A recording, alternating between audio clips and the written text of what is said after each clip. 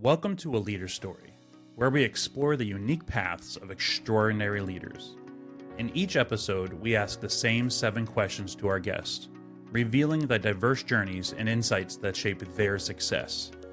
Join us as we uncover the stories that make each leader's experience truly one of a kind. Today, we are thrilled to feature Mike Hanson, an esteemed leader in information security and technology. As the Chief Information Security Officer at Solidigm, Mike has also led significant initiatives at Procore Technologies and MINDBODY. With over 2 decades of expertise, he has been instrumental in creating comprehensive security programs, spearheading IT transformations, and enhancing operational efficiencies. Tune in as we explore Mike's impressive career, his leadership approach, and his impactful work in advancing security and technology across diverse industries. Let's get right into it. Mike, first question. What is one decision you made that was a turning point for your leadership? Hey Joe, well, it's good to be here. And that turning point was probably the biggest change in my career, where I really focused on doing and then changing to be a leader. And that was, I remember I was an engineer, and I was talking to my CIO at the time, and he said, "Mike, what is the difference between an engineer and a CIO?" And I mean, my brain was going through 1,000 things. And he said, "Stop! I can see you're already going further than I want you to. It's the decision to be one, right?" And what he was really saying was, when you shift from being a leader of people, from a leader of technology, people and process become the number one thing, your number one focus, because people have issues that could be the process themselves, or they could be going through personal issues. And if you're not ahead of them and helping them deal with those issues, then it's very difficult for them to be good at technology. And so that was probably the number one turning point in my life. Was That's what I wanted to do, was lead people and process. That's really good. That's awesome. Let's double click on that a little bit. Were there a few things that you had to do from a mindset perspective, exactly how you change that? Oh, yes. Well, first you have to care, right? So first I had to care about the people. And a lot of times as an engineer, you just get caught in the numbers, caught in the task, caught in the work, caught in the tickets and the this and the that, and all the minutia of the workload and the outcomes, right? But then when you have to take a step back and you have to care and have concern about the employees and what's influencing them, like right now, that employee could be dealing with a lot of stress because we're shorthanded, and they have a death in the family, or they want to go on vacation and they're having to postpone it. These are things that you actually have to dig into to understand how it is affecting the psyche. And so learning to understand the psychology of things was a big change. Why I think going through college, you didn't understand why I was taking psychology classes when I want to be an engineer. Well, now I Yeah. completely understand it. And especially in today's world and culture, where not everybody is the same or thinks the same, nor do we want them to be the same. And so we have to understand that from a much larger diversity understanding of what in this person's culture is impacting them. And so you Mm, have to really learn to take all of those things in. that's really good. That's super good insights. I appreciate it. I think it leads well into the next question. So, how do you foster innovation and creativity within your team? Yeah, so that's a tough question because there's a number of things that we do. I think creating the culture of innovation is something we will always say. Everybody will say, "I want to create a culture of innovation," right? And how we do that is in a number of ways. Number one, we have to encourage curiosity, right? I talk to the leaders all the time about some of the handshake agreements we make as leaders and as team members.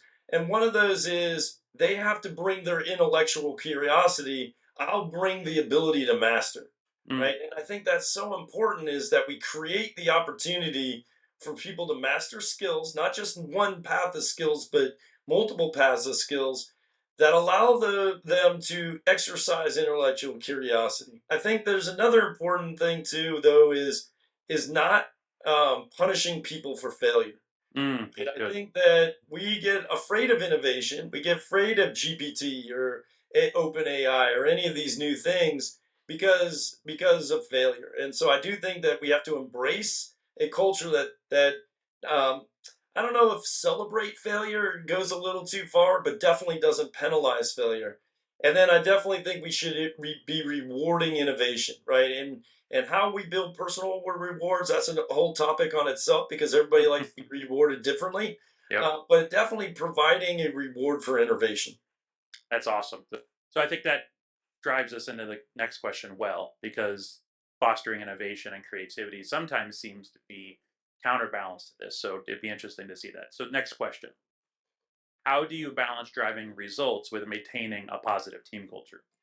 Yeah, that's so that's this is that separation of leaders and team members, right? I think that we definitely want to allow team members to bring innovation and bring that intellectual curiosity, but then we also have to challenge leaders at every level to have autonomy with accountability, Mm, right? And so how I try to bring that in is, and just from our experiences, is I like very clear, concrete goals. I like the leaders to take a time out and understand what are the most important things that when we look back 6 months from now, we would say we should have done that, right? And yeah, so those are the things that we have to set our targets on and get done and be held accountable to. That way, as we start to look at innovation in other areas, we're still accomplishing the goals that we have to deliver for the outcome and the betterment of the business. So keeping those clear objectives, clear goals, and clear key results, and then making sure that all leaders are committed to both autonomy and accountability. I think that's the most important thing in our program.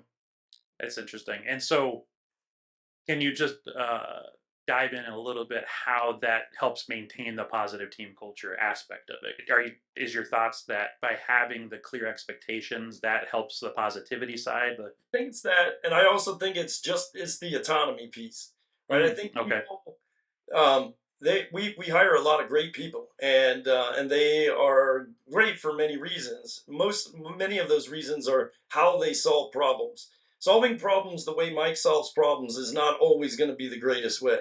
yeah, And so I think that having the autonomy to understand what problem I'm going to solve and how I'm going to solve it, as long as I'm accountable to the requirements, I think that's what brings the excitement, right? And then if yeah, I can inject innovation, I do that. If I inject better process, I do that. But I think having that autonomy is probably what drives the positive outcomes. that's great. Yeah, that's great insight. So, leading into the next question, Mike, can you describe a moment when you had to make a tough ethical decision? Yeah, I think we're faced with those decisions all the time. When you make that shift from being a member to a leader, you go back to your ethics classes and you remember there's ethics associated to moral law, there's ethics associated to survival of the fittest, and so I think that, and today I think ethics is especially in security is really being challenged on what ethical guidelines we use. But I think that for the most part, when I think about ethics, and what we've been faced with over the last couple of years is just the challenge of uh, innovation, right? I think AI challenged a lot of people early because we knew the power of GPT. We knew that it was a game changer. We didn't know how, but I think we also knew that there was a lot of risks associated to it.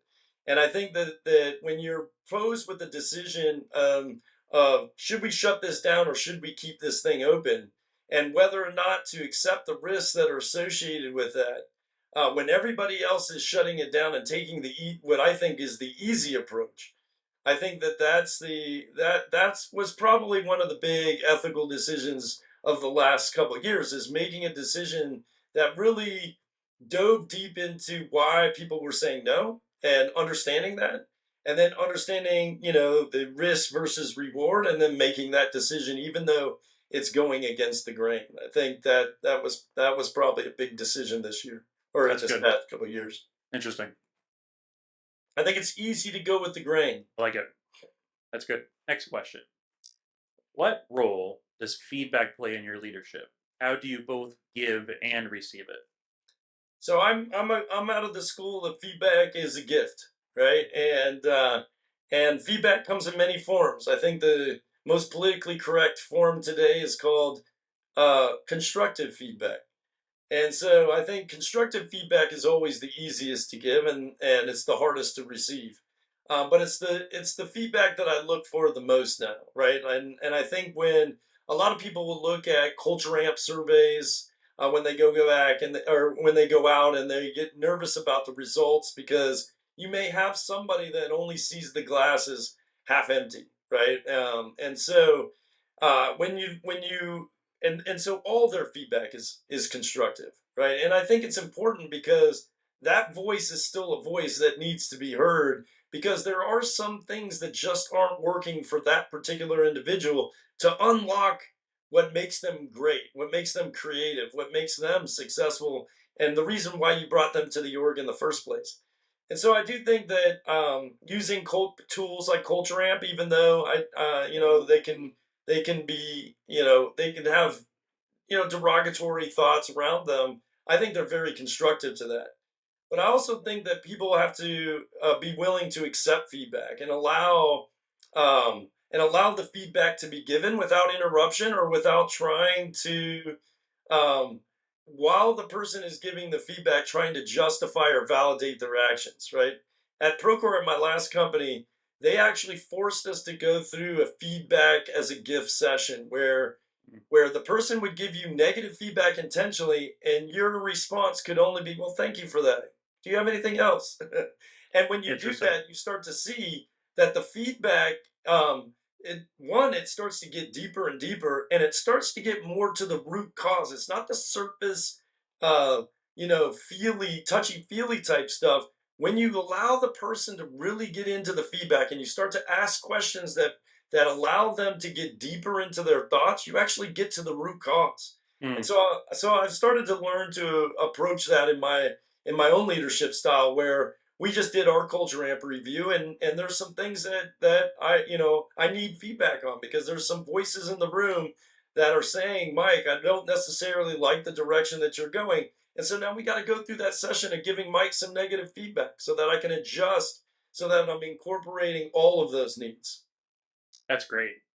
So just double clicking on that a little bit. So as much as I think one time, or as we say, feedback giving and receiving, right? I think giving as a leader, a lot of times you're thinking, okay, it's my team members, and receiving is usually who you're reporting it to, right? Your Correct. your boss. But this culture ramp survey, that's a bottom up approach of feedback Correct. also, right? And so obviously that helps shape who you are as a leader and all of that. Can you just dive a little bit more into how you personally, take that in and maybe the actions that you put towards that, how you make sure that people are heard, things of that nature. From the culture amp, you'll be able to hone in on a couple things. You get the same thing from roundtables, right, where you bring a bunch of people in together and you talk about what's working well, what's not working well, what can we fix.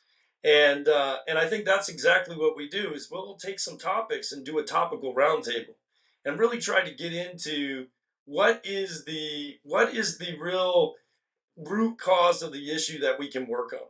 Hmm, Another thing that we've done here is we built a culture team, right? This is a team that all they do is focus on servicing these issues that come from the surveys, from the roundtables, and then using team members to come in and explain those in a way that the remediations will make sense to the team members. Sometimes a remediation for leaders doesn't necessarily impact the team members in the way that we would hope. And so yeah, to get team members to validate those before we invest the money or the energy, I think those are all great ways to respond to feedback. that's great. I love it. So continuing on to the next question, Mike, how do you continue to grow and develop as a leader? Yeah.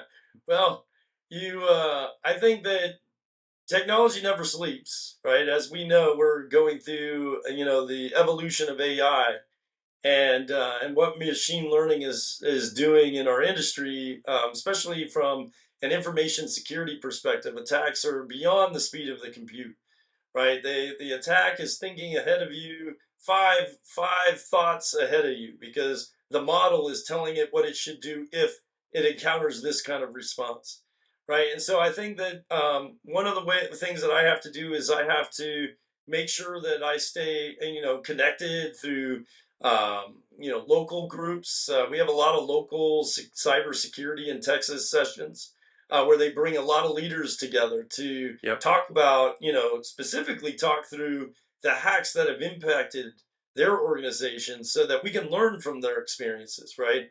I think that you also have to share. As a leader, you have to have the confidence to go share your experiences so that others can learn from you, but also so that others can challenge you. This goes right back to the feedback. Many times we don't want to go into these social circles because we don't want to be challenged. And I think that in today's day, you have to be willing to be vulnerable and be challenged, right? And your idea is only as good as you think it is, right? And I think that everybody has great ideas, and you need to kind of mold those all into your plan. So that's the biggest. But then you never get away from scholastic. I believe Mm. I'm in the court that believes that you can learn a lot from practical application, but you still need to go do the time to read the books and take the test just to make sure that your level of competency in this area is able to receive what you're taking in from a practical application perspective. And all too often, I've seen that when people don't have that balance, then some concepts are just too hard for them to take on. And so we really try to create that balance. And I I, and I try to represent that in my own life. I completed the CISO not too long ago, and I continue to take cert tests just so I stay aligned to academics. I like it. That's really good. And so I think that leads into a good question. And strangely enough, because I thought the ethics question would be the hardest one, but this tends to be the hardest one for our guests so far. Yeah, And that question is, what leadership book yeah. has influenced you the most and why? Oh man, there's so many. Like Yep. it's just capitalism. Probably was a huge book, but not necessarily in my leadership, just in awareness of how you bring people and cultures together. But this one I think that I really like is called the CISO Evolution. It's business knowledge for cybersecurity executives by Matthew Sharp. And I think what is so great about it is it provides a lot of insights that bridge the gap from cybersecurity and business strategy. And you'll see that a lot with cybersecurity professionals, especially if they're very focused on the risk compliance side of the house, is they don't have a whole lot of business context, right? And so when security becomes a black or white, then it becomes a delimiter to the business, right? Mm. It's hard to make money if everything is locked down completely. So at the same time, you do need to understand what portions of the business are driving revenue for your organization. What risks do you need to take? And this is why I'm very strong on also building a strong risk GRC team, right? Governance, risk, and compliance team, because I'd like to interpret this in simple ways that everybody understands. Dollars. Here's risk, and the risk of implementing this is 50 million. The risk of not implementing it is 20 billion, right? That's an easy equation. Yep. I want to make that equation so easy for everybody to understand. But this book talks a lot about it, and I think it's essential for security leaders that are trying to align their initiatives with organizational goals. So, Mike, I really appreciate the time today, Yeah. but really appreciate your perspective and insights. I've always valued truly everything that you say. Like yeah, I should make a book of Mikeism because there's so many things you've said in the past that are still influential in how I think about things. And so Oh, again, I yeah. really appreciate how you've shared the things that you've done, and I really hope the hope is that this helps enable the next generation and even the current generation of leaders see things a little differently. I really appreciate the time today. I love this idea, Joe, and I'm glad that you're doing it. And I think it's just another opportunity for us to pass it on, right? That's our job, is to make great leaders for the future. And so, as you know, because eventually we have to step aside. So Yep, awesome to be exactly. part of that. Awesome. Thank you so much. I really appreciate it, Mike. Yeah, thank you. Yep. We were honored to have Mike on today's episode, sharing so many valuable insights. Thank you for joining us on this week's edition of A Leader Story. If you enjoyed this episode, please like and subscribe to help more people discover these inspiring leadership stories. And don't forget to tune in every Tuesday for new episodes. See you next week, and keep writing your own unique leadership story.